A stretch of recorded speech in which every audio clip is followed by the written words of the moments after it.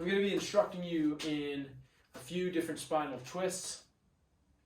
These are movements and exercises that are going to increase the mobility of your spinal column, the individual vertebrae of the spine, help to create some space in the spine, and hopefully increase your range of mobility.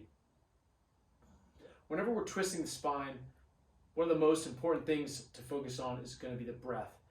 And this is true in almost all Qigong practices, but specifically with turning, what we're doing is we're accessing some deeply held patterns in the body.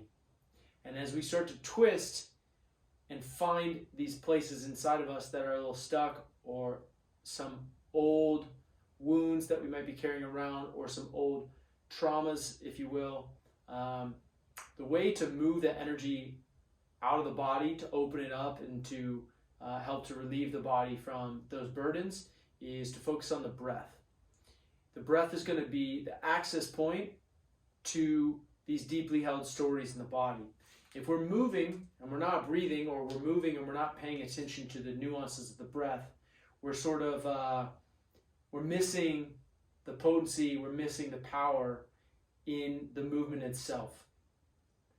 And this is because as we move, we can begin to feel into some of the stories that we might be holding on to. And the breath is going to allow us to access a deeper space and to move through some of the intensity.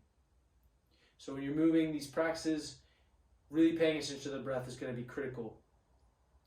Not only is the breath going to help you within the movement and help you to open up some space in the various parts that we're going to be addressing, but the breath is also going to change your ability to access space, both in your physical body and also in the bodies beyond. So the first one we're going to be working on, this comes from the I Ching Jing, and what we're going to be doing is we're going to be twisting and bringing the hands to wrap around the body. So from a regular hip width stance, right? My feet are not super wide, my feet are not really narrow. My feet are going to be nice and evenly spaced beneath my hip joints. My knees, my ankles, and my pelvis are all stacked. What I'm going to do is I'm going to take my hands, I'm going to go to the left first. So my right hand is going to wrap around, and I'm going to reach for the top of my ilia bone, which is the big bony structure of the hip, the pelvis. You can feel it when you push into the space beneath your rib cage. There's a big bone there. So I'm going to be wrapping around and grabbing onto that high part of my pelvis. And with my left hand, I'm actually going to reach around and wrap around to the right side of my pelvis.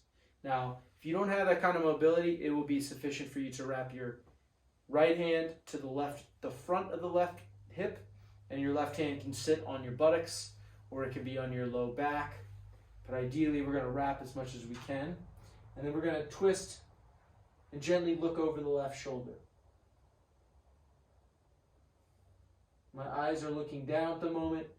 I could look up and directly across from me. Those are my options. And I'm going to be breathing here for a few moments and feeling into the space. It's important to keep the knees bent.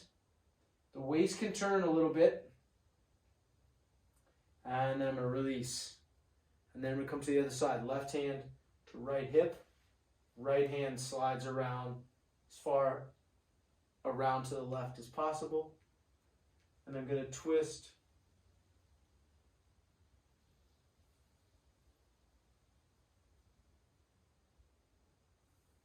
And one of the things you're going to notice right away is when you twist the body, the breath becomes a little bit more labored. Part of the reason for this is that those stories that we were discussing earlier will be held as tension, especially in the abdominal space. So over time, with age and with a lack of movement practice, say, or a meditation practice, a specific meditation practice that is, the organs of the body can begin to sag. They can begin to find themselves, or they may have already found themselves in very fixed positions, depending on your body type. You're going to find that when you begin to twist, the twist is actually massaging the internal organs. It's really moving them in ways that they're not accustomed to moving, at least not intentionally. And as the organs twist and massage each other, there is less space for us to breathe into the body. And this in and of itself will create a little bit of tension. It's like an issue of safety. Am I safe? Moving the organs like this, we're accessing different nerve systems that are moving through the body, specifically the vagus nerves, which does actually address safety on a deep, deep level inside the brain and the spinal cord.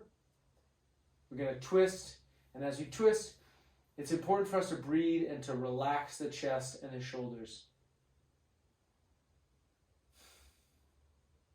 Listening to the body is really critical. Feeling into the breath and letting the breath do the work.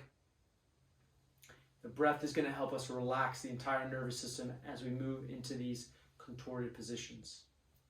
All right, so again, wrapping the hands around, gently turning.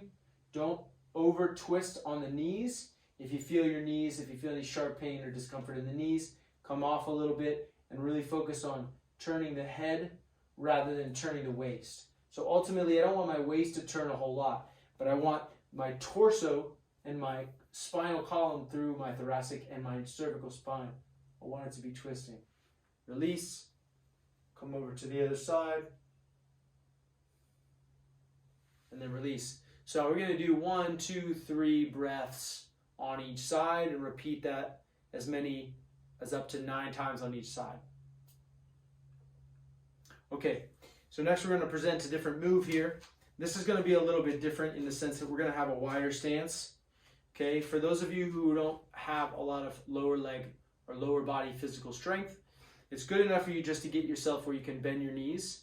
You don't have to be super low, and the stance doesn't have to be super wide. It can be just a little bit beyond our original hip width distance. So we could be a little wide, and we can have our legs bent, and we're nice and suspended. Okay, so what we're going to do is we're going to bring the hands up above the shoulders, and then we're going to twist. Now, I'm going to keep my pelvis and my knees, the lower part of my body, facing forward, square to the front-facing position. Palms up, elbows out a little bit, fingertips pointed back. And I'm just going to gently twist and look straight forward, straight to the side.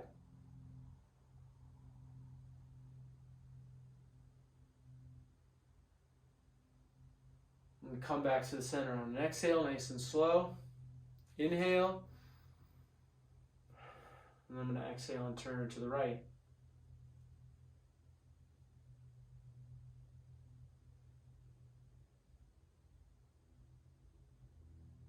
Exhale, come back to the center, and then repeat.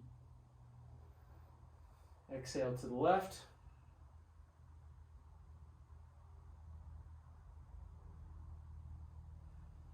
Exhale to the center. Inhale, and then exhale to the right again.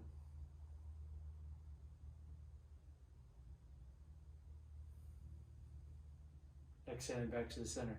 So, again, as we twist the body, we're going to feel a lot of deep patterning in and around the spinal cord, including the organs. Twisting the torso like this creates a gentle twist and massage of the internal organ structures. Bringing the hands up overhead like such is going to also going to give us access to some deep patterning and stories in the shoulders, chest, upper back, and even the neck. Learning how to flatten the palm and face the palm straight up, that's a practice that's going to take some time. But as we stretch and lengthen the fingers to flatten out the palm, what we're doing is we're really accessing and lengthening and stretching all the ligaments and tendons of the arm that all weave themselves into the chest, the upper back, and eventually the spine. And these tendons also carry nerve system as well. So there's electrical pulses that are happening here. We're really getting into the details of the body to create space. So those are 2 spinal twists that you can begin to practice. The first one, wrapping around the torso.